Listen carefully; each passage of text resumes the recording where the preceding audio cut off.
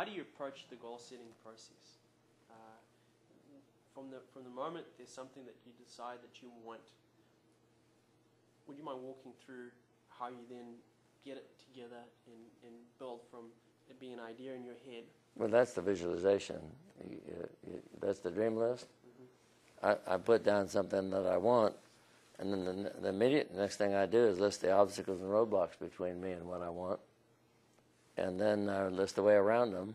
That's easy to do. Sometimes it's money, sometimes it's people, sometimes it's like information. But see, every problem can be solved if you keep splitting it in two every time. That's key. Yeah, that's the key thing. And then you eat an elephant one spoonful at a time. You just bust it down into steps. And if you take, the longest journey starts with of 1,000 miles starts with one step, and that's what goal setting is. It becomes just a process. And if you go through the personal success planner or the Dynamics of Personal Goal Setting formula, with any goal you want to set, you can do it. It's like the one that I've written about my tennis game. And you start playing tennis at age 48, having never touched a racket. Yeah, and then and 4 years later, I won the Dallas Open. But I listed what are the obstacles. I didn't know anything about it. So I wrote down what I had to do. Well, I better take some lessons. And I picked good people to take the lessons from. And then I put in the time, and I played 7 times. I played 7 matches a day. I played 2 hours a day, every day.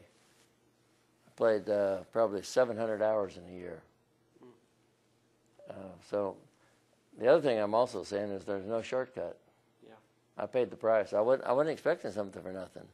And if anybody beat me, I went and studied their game. I'd come back home and practice some more on the ball machine and practice someplace else, and then end up beating them. I think that's the challenge that we see now, is that people do expect things to happen.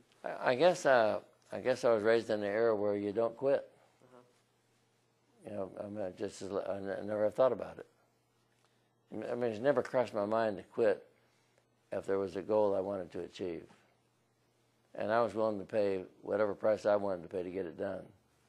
Now, the next person may not want to pay that price. Then they need to find something that they want bad enough they're willing to pay the price to go after. It doesn't have to be the same thing. It's not the same thing for everybody. I mean, would you run for president of the United States? Look at how much work Obama's done. Just think he's been to every single town in America for the last 2 years. And can you imagine how much work that is? And look at McCain. Look at his age. Look how much work he has to do. Absolutely. Well, what does that mean? That means they have a vision. They have a vision in their own hearts and minds that they could be the best president, both of them, and that they're willing to pay whatever price they have to pay, and they're paying an almighty price of just energy and time. Well, you got to want something awfully bad, and if the rest of us wanted anything as bad as they want that, we'd all achieve it. Absolutely. And I guess that goes to probably the heart of the beginning of that program is really defining clearly what it is that you want for your life. Yeah, if you can't crystallize it, if you're wandering generality, that's what you can end up with. Hazy goal produces at best a hazy result. An indefinite goal produces an indefinite result. Always has, always will. Fantastic. You know, you have to have. You can't go around with a shotgun. You have to use a rifle.